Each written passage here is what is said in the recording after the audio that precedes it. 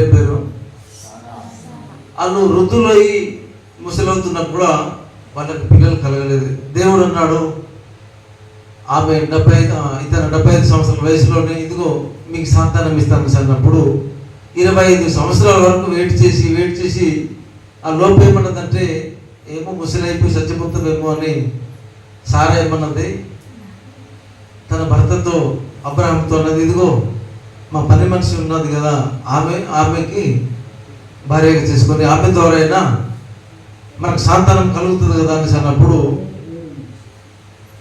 భార్య మాట విని ఏం చేశాడంటే ఆమెకి పెళ్లి చేసుకున్నాడు.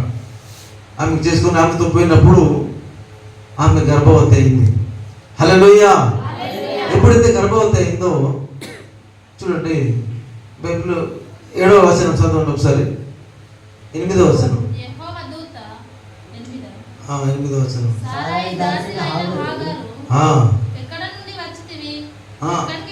దాని ముందు వచనం చదవండి అమ్మా.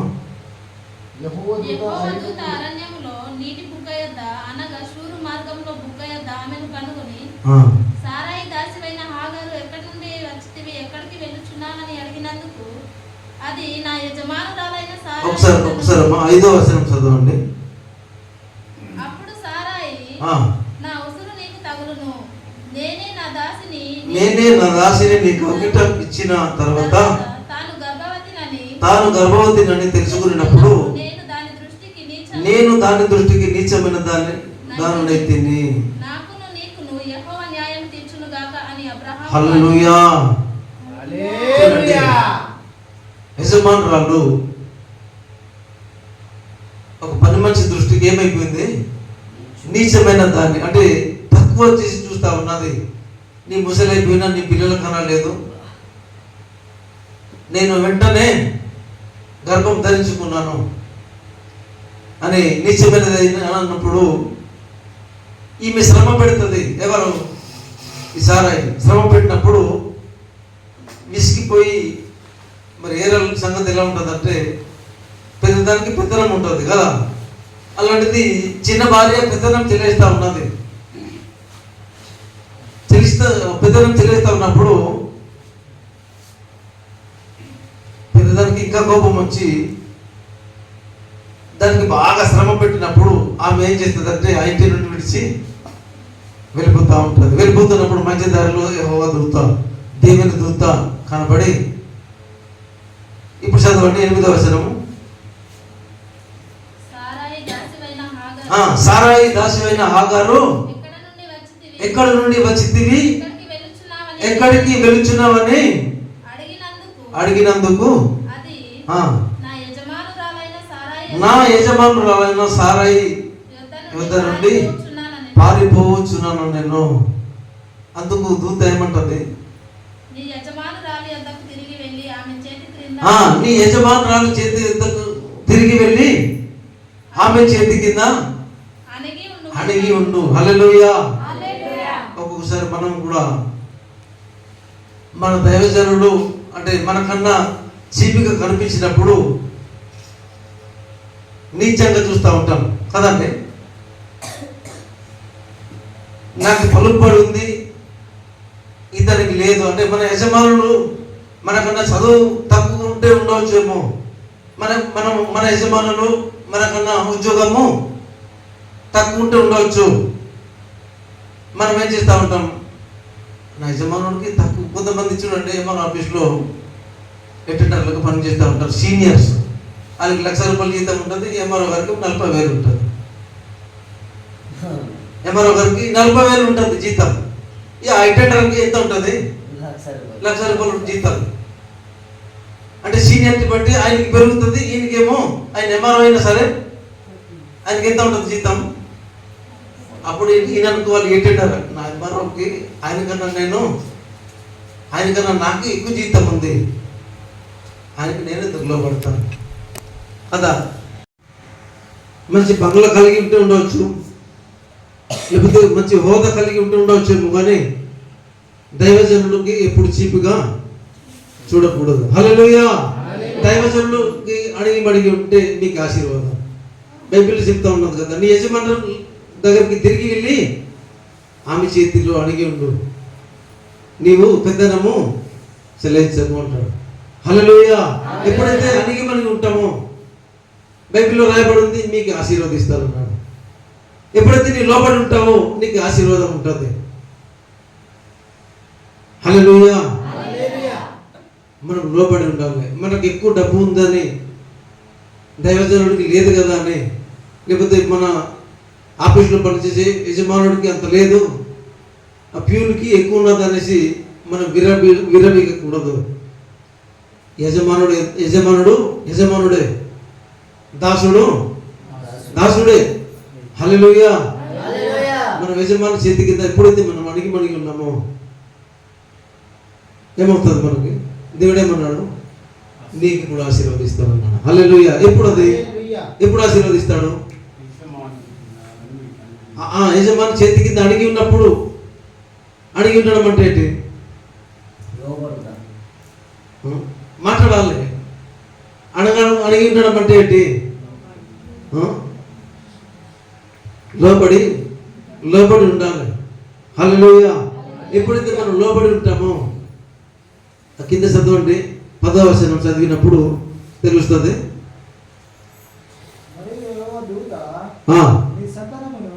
నిత్యముగా విస్తారింపజేసేదను, అది లెక్కలేని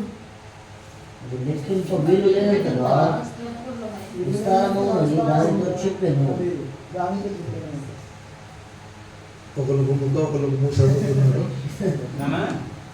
క్రైస్తవులు హల్లెలూయా. కొద్దిగా అందించండి. నీ సంతానమును నిశ్చయముగా విస్తరింపచేసేదను, అది లెక్కింప వీలు లేనంత. హల్లెలూయా.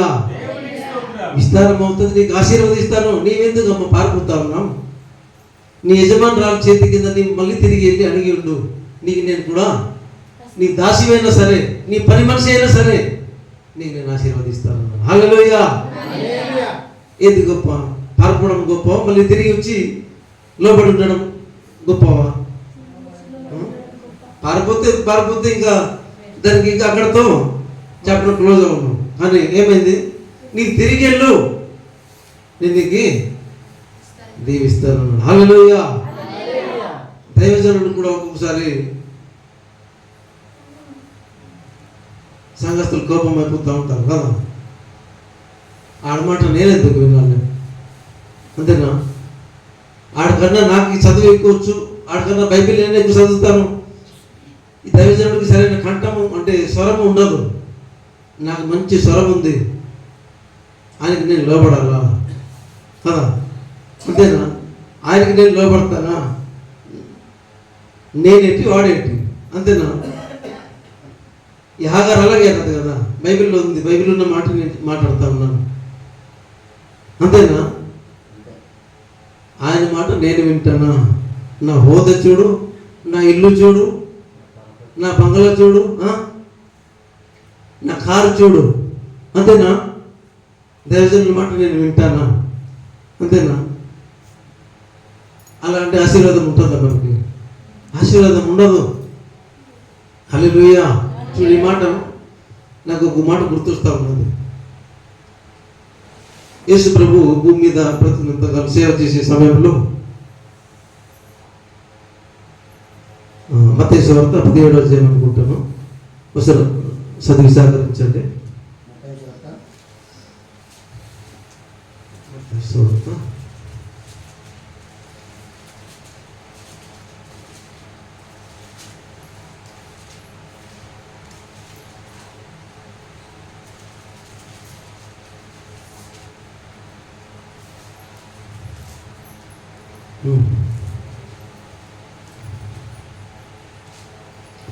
మొదటి వచనం నుండి ఒకసారి చదవండి. 6 దినములైన తరువాత యేసు పేతురును యాకోబును అతని సహోదరుడైన యోహాను వెంట పెట్టుకొని ఎత్తైన యొక్క కొండ మీదకి ఏకాంతముగా పోయి వారి ఎదుట రూపాంతము పొందెను. చదవండి. ఆయన ముఖము సూర్యుని వలె ప్రకాశించెను, ఆయన వస్త్రములు వెలుగు వలె తెల్లవారెను. ఇంకా కింద చదవండి. ఇదిగో ఇందుకో మోషేయు ఏలియాయు వారికి కనబడి ఆయనతో మాట్లాడుచుండేది. అప్పుడు పేతురు, ప్రభువా, మనం ఇక్కడ ఉండటం మంచిది. నీకు ఇష్టమైతే ఇక్కడ నీకు ఒకటియు, నీకు ఒకటియు, మోసేకు ఒకటియు, ఏలియాకు ఒకటియు 3 పర్ణశాలలు కట్టుతునని యేసుతో చెప్పెను. అతడు ఇంకా మాట్లాడుచుండగా ఇదిగో ప్రకాశమానమైన ఒక మేఘము వారిని కమ్ముకొనెను. ఇదిగో ఈయన కుమారుడు, ఈయన యందు నేను ఆనందించుచున్నాను. ఈయన మాట వినని ఒక శబ్దము ఆ మేఘముల నుండి పుట్టిను. హల్లెలూయా. ఈ వాక్యం కూడా మనకి పాతకిల్లింది. హల్లెలూయా. మన హృదయంలో మెదిలేదు. ఒకరోజు శిష్యుల్లో 12 మంది శిష్యుల్లో 3 శిష్యులకి పేతురు, యోహాను, యాకోబులకి యేసుప్రభు పెట్టుకుని ఒక ఎత్తైన కొండ దగ్గరికి వెళ్ళి ఆయన ప్రార్థన చేస్తున్నప్పుడు రూపాంతరం చెందుతూ ఉంటాడు. రూపాంతరం పొందినప్పుడు ఎప్పుడైతే ఆయన రూపాంతరం పొందాడో ఆ సమయంలో ఆకాశం నుండి 2 దైవజనులు వస్తారు. ఇటొకరు అటొకరు. ఒక దైవజనుడు దబ్బున పడినప్పుడు ఇది చూస్తారు, ఇతను ఎవరు, ఈ దైవజనుడు ఎవడు పైనుండి పడ్డాడు అని అన్నప్పుడు ఇతను మోసే. ఇతను ఒకవైపు మరి రాజ్యం మీద రాజ్యం, ఒకవైపు యుద్ధం, అంతేకాదు ఒకవైపు యేసు క్రీస్తు ఒక సువార్తని అడ్డుగా ఆటంకా జరుగుతూ ఉంది. దేవునికి స్తోత్రం.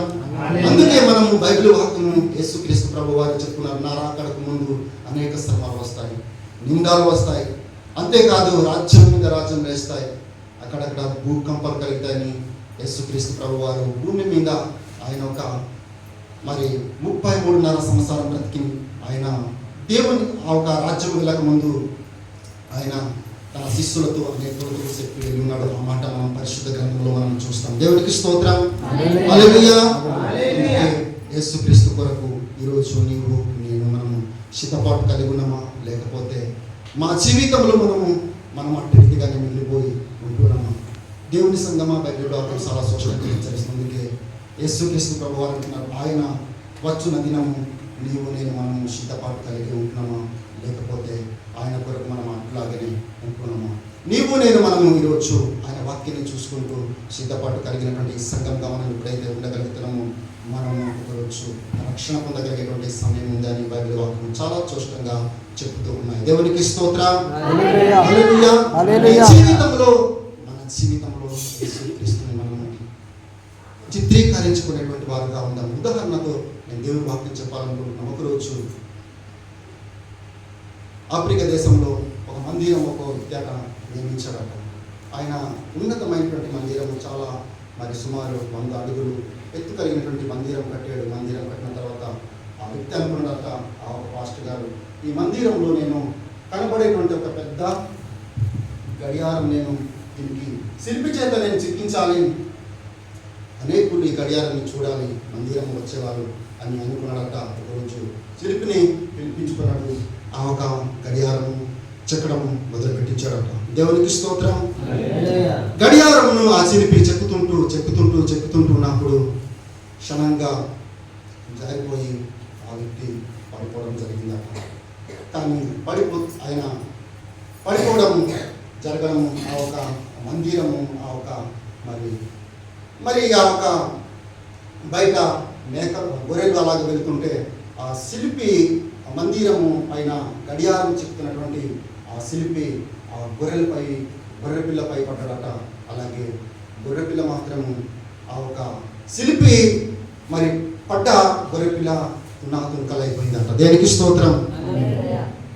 ఆ ఒక శిల్పి గడియారం చెప్తున్నాడు, అలాగే జారిపోయి కింద ఎప్పుడైతే పడిపోయాడు ఆ ఒక గొర్రెపిల్ల కింద మరి వెళుతున్నటువంటి గొర్రెపిల్లకు ఈ ఒక శిల్పి పడిపోయాడు. గొర్రెపిల్ల మాత్రం అక్కడే మరి ప్రాణం ఇవ్వబడిందంట. దేవునికి స్తోత్రం. ఇవ్వబడగానే ఆ ఒక మరి అధికారి ఆ ఒక లేదా పాస్టరు వచ్చాడట. ఈ శిల్పి ఏమయ్యాడంటే శిల్పి మాత్రం ఏమి కాలేదట, కానీ గొర్రెపిల్ల మాత్రం తునకలైపోయిందట.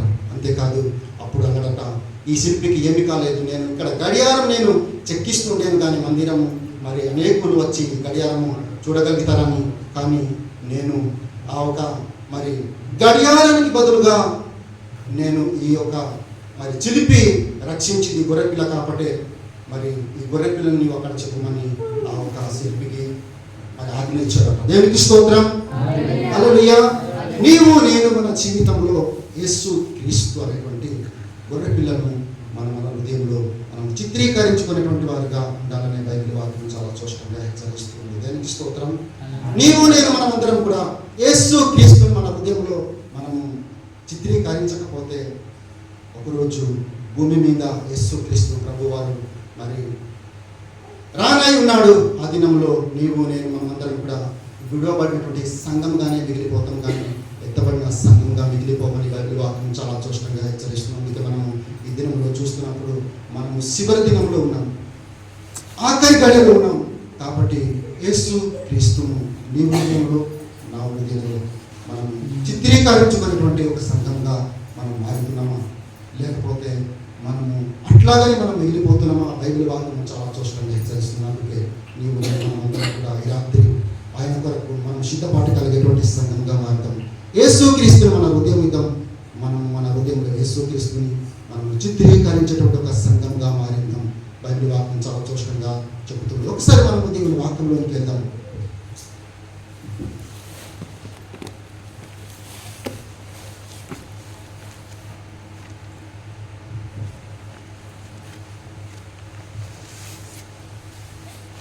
మలాకి గ్రంథం ఒకసారి చూద్దాము.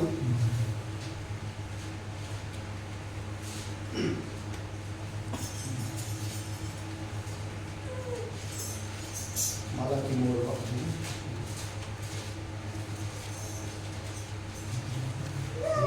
అధ్యాయం.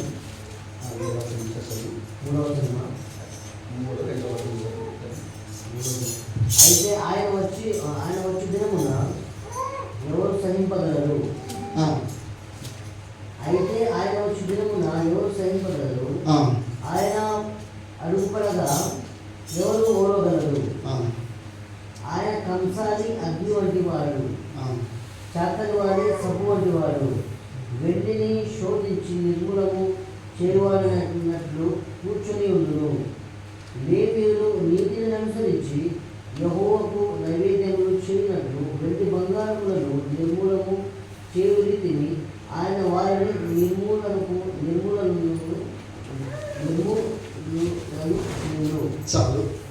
ఫస్ట్ చదివినటువంటి మాట మనం అక్కడ ధ్యానం చేయడం. చూడండి, ఆయన బైబిల్ వాక్యంలో ఈ రీతిగా చాలా స్పష్టంగా హెచ్చరిస్తుంది. ఆ మాట ఒకసారి చదువుదాం. ఫస్ట్ 2వ వచనంలో ఆయన వచ్చి దినమున ఎవడు సహింపగలడు? ఆయన అగుపడగా ఎవ్వరు ఓర్వగలరు. దేవునికి స్తోత్రం. ఆయన వచ్చు దినమున ఆయన ఎదుట నిలబడి మరి ఆయనతో మాట్లాడగలిగేటువంటి వారు భూమి మీద ఎవరు ఉన్నారా? బైబిల్